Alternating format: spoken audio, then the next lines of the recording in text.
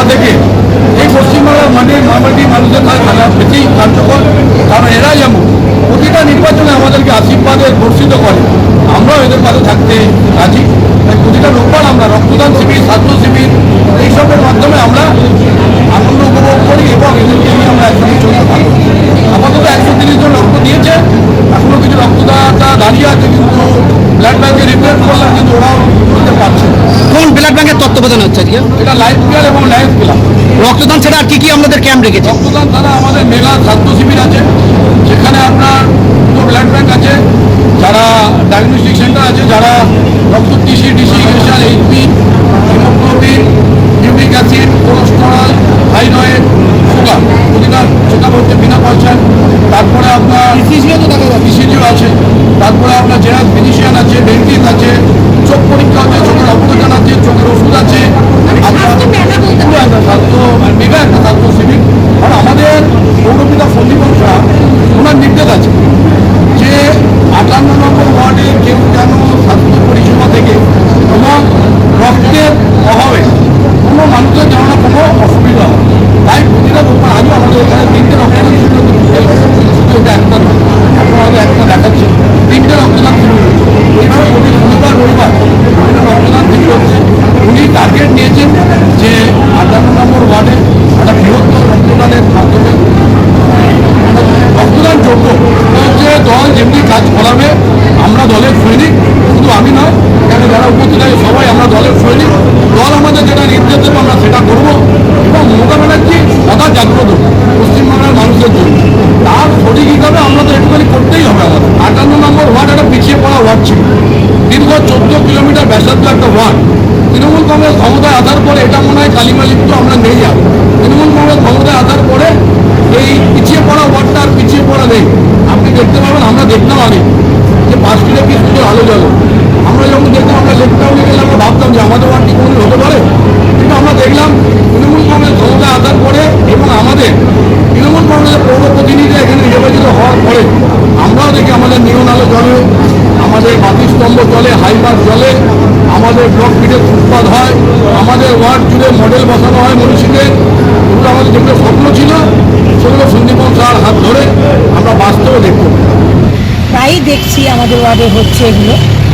এটা আমাদের প্রণব চক্রবর্তী অত্যন্ত ভালো সংগঠক, দক্ষ সংগঠক, এবং তার পাশাপাশি তার সাথেও যারা রয়েছে এরা সকলে মিলে এই উদ্যোগ নিয়েছে এবং খুব সুষ্ঠুভাবেই আজকে আমি দেখলাম খুব সুষ্ঠুভাবেই এই মেঘা ব্লাড ক্যাম্পটা সম্পন্ন করে।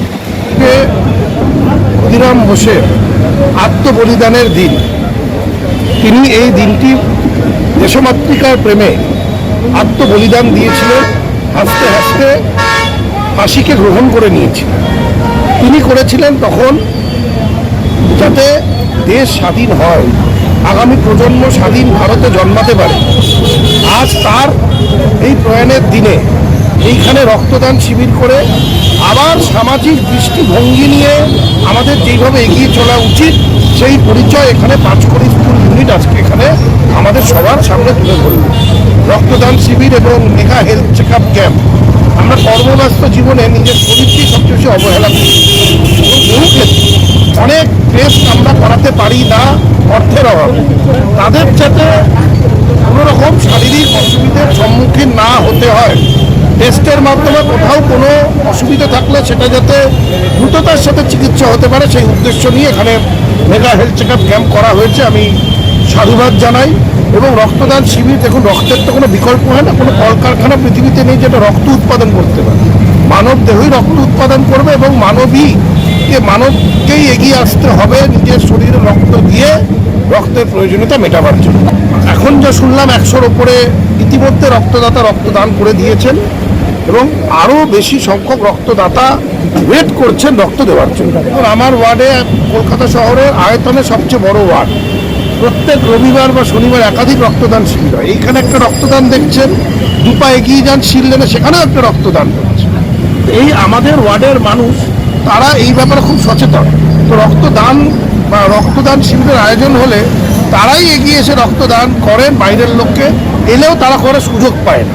58 নম্বর ওয়ার্ড রক্তদান শিবির, বৃহৎ ওয়ার্ড, অনেক রক্তদান শিবির এখানে হয়। আজকে একটা বৃহৎ রক্তদান শিবির এখানে হচ্ছে। এখানে বিধায়ক চন্দ্রকমল সাহা, কাউন্সিলর এবং মেয়র পরিষদ সদস্য সন্দীপন সাহা অন্যান্য সিনিয়র নেতৃত্ব ছিলেন।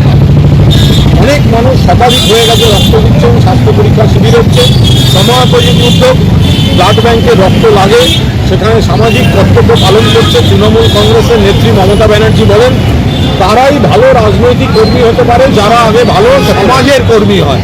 এখানে স্বর্ণদার অভিভাবকত্বে সন্দীপনের নেতৃত্বে প্রণববাবু এবং বাকি যে তৃণমূল কংগ্রেস এখানকার পরিবার আছেন তারা সেই ভালো সামাজিক কর্মী হিসেবে এই রক্তদান শিবির এবং স্বাস্থ্য শিবিরের আয়োজন করেছে। এটা তো অকল্পনীয়। সমাজের এত বড় বাজে ঘটনা ঘটেছে এবং মমতা বন্দ্যোপাধ্যায় রাজ্যের মুখ্যমন্ত্রী থাকাকালীন এই ঘটনা ঘটেছে, এটাও আমাদের মানতে হবে 24 ঘন্টার মধ্যে আসল আসামিটা একজন যুক্ত নয় এটা অনেকেই মনে করেন। যদি আরও সাথে যুক্ত থাকে তারাও সব ক্যাপিটাল পানিশমেন্ট অর্থাৎ ফাঁসির দাবি সারা রাজ্যব্যাপী মানুষ চাইছে, দেশের মানুষদের এটা হওয়া উচিত। আমরাও চাই এরকম নৃশংস অত্যাচার একটা ডাক্তার আগামী দিন ভবিষ্যৎ আমাদের রাজ্যের চিকিৎসা ব্যবস্থার মধ্যে এই যদি থাকতো তাহলে ওর মাধ্যমে ও মানুষ চিকিৎসা এই সময় একজন প্রাণীকে প্রাণ দেওয়া হলো এবং যে কায়দায় নেওয়া হয়েছে এর যে বড় নিন্দাজনক ঘটনা ঘটতে পারে। এইখান থেকে কিছু করার জন্য জিতেছে, এবারও নিশ্চয়ই মানুষ আশীর্বাদ আমাদের মমতা বন্দ্যোপাধ্যায় যদি মনে করেন আমাকে আবার ক্যান্ডিডেট করে এলাকার মানুষের কাছে পাঠাতে, আমি এলাকার মানুষের কাছে আশা আছি তারা আমাকে এইবার যে পরিমাণ মার্জিন দিয়ে জিতিয়েছে এবার কঠিন অবস্থার মধ্যে আমি প্রায় 60,000 ভোটের মার্জিনে টোটালি আমি মনে করি এলাকার মানুষকে পরিষেবা আমি দিতে পেরেছিলাম। এইটা তো আমার দায়িত্ব। এখন জনপ্রতিনিধি নির্বাচনে মানুষের কাছে প্রতিশ্রুতি দেয়, প্রতিশ্রুতিগুলো রক্ষা করতে পারছে কিনা সেটা মানুষ যদি কেউ রক্ষা করতে পারে তাকে মানুষ আরও বেশি ভোটে আর যারা পারে না তারা হয় হেরে যায় না অল্প ভোটে। এই মানসিকতা আমার সর্বদা আছে। আর মানুষের পরিষেবা দেয় 24 ঘন্টা 24/7 আমি মানুষের সাথে আসছি।